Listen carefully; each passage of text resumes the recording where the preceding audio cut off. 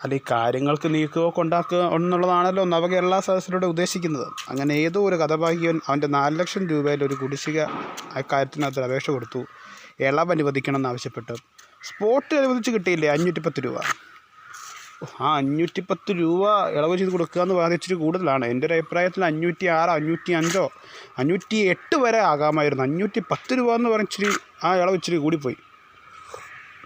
അങ്ങനെ കൊടുക്കാൻ പാടില്ലായിരുന്നു.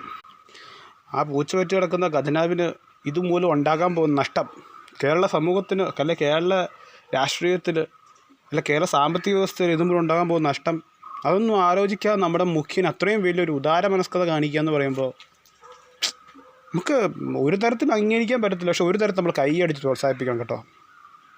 അനുഭവിക്കണം, എല്ലാവരും അനുഭവിക്കണം.